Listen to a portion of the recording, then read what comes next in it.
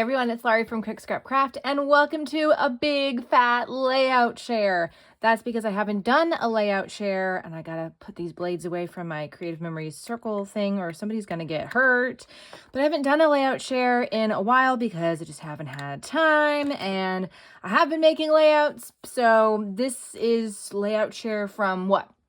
Like July, August, September? 3 months of layouts. So there's a lot here. Okay. This one, I don't remember what I've done. I don't remember what I've done process videos for, but there might be process videos for many of these. This one is a Frankenstein one where I took 3 different pieces of leftover paper, washi taped them together to create a 12 by 12 background. I think this is a process video. I'm going to put that over there. This one is also washi taped together, 2 different pieces of paper, so that now we have a full 12 by 12 layout. And I'm pretty sure I also did a process video for this. Man, these scrapbook.com pops of color things, they are sharp. Be careful with those. This one I also have a process video for. I remember that. Got a triangular piece here, and that is not covering up anything. Okay, so this was a full piece, and then I just added the triangle and then did some splatters and added in some embellishments. So that one's pretty easy. All right, this one also had a process video. I think this was for the challenge yourself theme because it was getting dressed up. And so these are photos of my daughter and I going to her spring dance last school year, which is just a couple months ago. This one may have also had a process video, but I remember flipping this up so you could see the other side of the pattern paper. You could do lots of different things with this. You could have the pattern paper here and then flip up to show sort of a neutral or a white side, however you want to do it. But I always think that looks really cool, especially the offset and everything at an angle. Really fun for that one. That's a Christmassy one. This one, I don't know, maybe had a process video, but basically there's the 4x6 and then these are 3x4, and just creating a very interesting shape with the photos there. So this one is a single page and it uses 3 photos. So I've got 2 4x6s here. You would think that if they were really 6 across, 6 plus 6 is 12, right? So there wouldn't be a gap here. So either these Shutterfly photos are not a true 6 inches across, or this page, this paper, whatever it is not a full 12 inches across. I don't know. I don't understand it. I don't know. But yeah, that's what we're dealing with right now. All right, we've got a Girl Scouts one, just a simple single photo. This is also washi taped out of 2 spare pieces of paper. Very simple, this one. You know, you've got the top and the bottom, it's bisected, not quite halfway, a little bit above, and just a couple little sprinklings of embellishments. This might have had a process video too, I don't remember, but go check the channel if you haven't already. This one has another sort of triangle element onto it. Is this a full piece? It is. So I just did a full piece of this and added this on top, and then each 3x4 photo has its own sort of embellishment cluster thing going on. All right, another one that I think has a process video. I just went through my punched paper stash. I have a bunch of punched circles that are just ready to go, and I added those to the bottom of this. This is just, I was gonna say this is white cardstock, but then it's got stars on it. What am I looking at? So this is a pattern paper on top of a 12 by 12 pattern paper. I tried to keep the colors pretty similar, greens and reds and some blues. I was able to use a lot of stuff from my stash for this one, which was pretty cool. All right, then I've got this one, which I think was for a Mix It Up Monday. So my mixed media was gesso, kind of just putting it around in the background. And then I've got some splatters that you can see on this pattern, but you can definitely see them even better on the white gesso. Again, this is a 4x6 and a 3x4. Then I got a pocket page. This was my pocket page for December. So just 2 photos here. This has a long strip and then some 4x6 pockets, so some 3 going down and 2 on this side.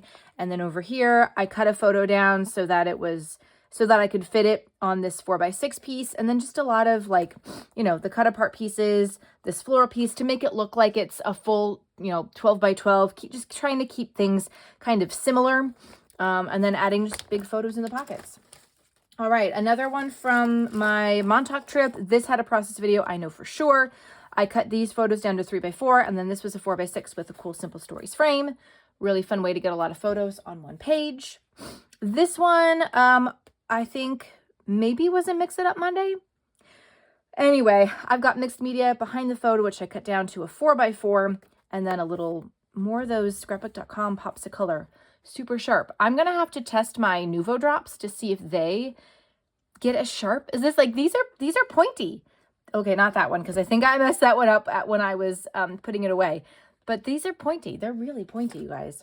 All right, this was a pocket page for my vacation photos, just when we went to the beach on Montauk. So this has a process video as well, just different ways that you can do the pockets.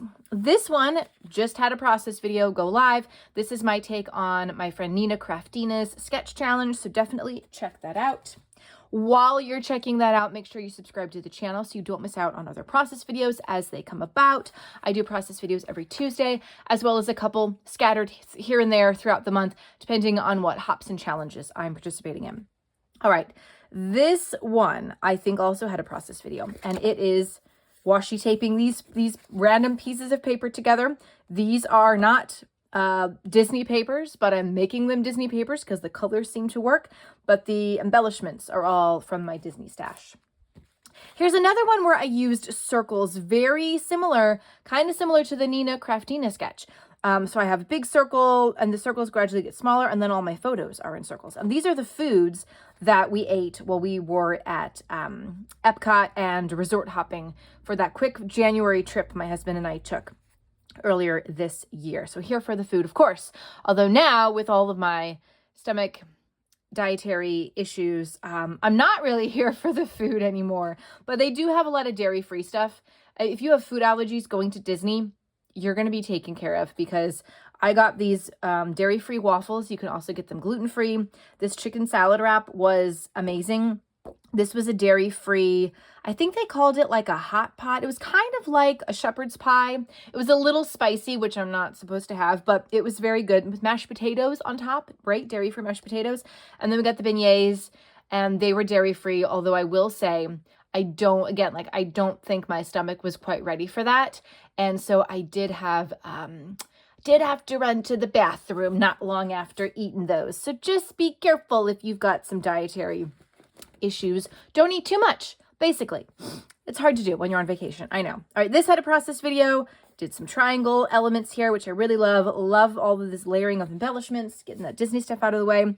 This one also had a process video. This piece of paper is covering up the part that was cut out. So you can definitely Frankenstein your scraps and get lots of uses out of them. This one is a zoo one, and this is actually based on a sketch that came with that Not Just for Boys Kit Club kit. They kind of told me how to make it.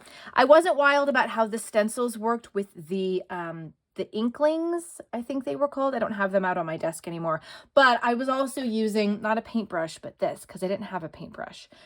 So next time I'll try it with a paintbrush, but I think it still gives kind of a fun element, and they're really shimmery. I don't know if you can see it in the video, but anyway, so these were the pieces that came in the Not Just for Boys Kit Club Wild Explorers kit. I don't remember what it was called. Here it is. Do I have the name of it out? I don't think so. This was actually the first side, and I did make the second side, but I'm going to save that for another zoo layout because I didn't have enough photos. I wanted to do something else with some of the other photos from that trip, so I just kept it to a single page, but I do have the second page ready to go. And here's a fun one using Chamel main character energy, titled it Stay Wild. These are photos of my daughter and her friend. We went on a hike at the beginning of January. It was very cold out, so they're wearing their pajama pants layered on top of another pair of pants. It was very cold. But I like the way this one turned out. This one, I don't think there was a process video for. I think this one was based on a Chamel layout, actually.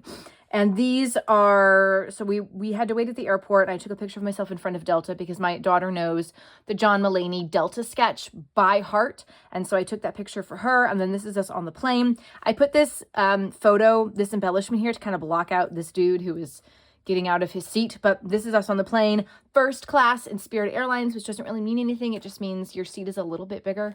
So anyway, This is my daughter doing her basketball clinic at the beginning of the year. This was also based on a Chamel sketch, and I added some splatters going around this really cool circle. A lot of the stuff on here is main character energy, and I got that collection from Paper Issues. All right, this had a process video as well. These were the other zoo photos that I didn't want to add to that 2-page layout, so that's why I kept it a single page, but you can see the process video for this one as well. Here we have the first part. Oh, I got to finish this. The first part of my January photo a day challenge. So this pocket page is all 4x4 pockets, and it takes us through photo 13. So I think I'm going to do another front and back to get through the rest of the photos. So there's a process video for that if you want to know more. This one, I think, had a process video. It was for Mix It Up Monday because I did my white gesso and I tried to like stamp it into circles. Sometimes with mixed media, it doesn't always turn out the way you want, but it's very much about experimenting, right? And so don't be afraid to get out some stuff that you maybe have never used before, or you haven't used in a while, and just try using it in different ways. So that's the gist of that layout. And then we have this one, which is for a challenge yourself theme about balance. So this was about me going from working in the office to working from home full time. So that was a fun one to put together.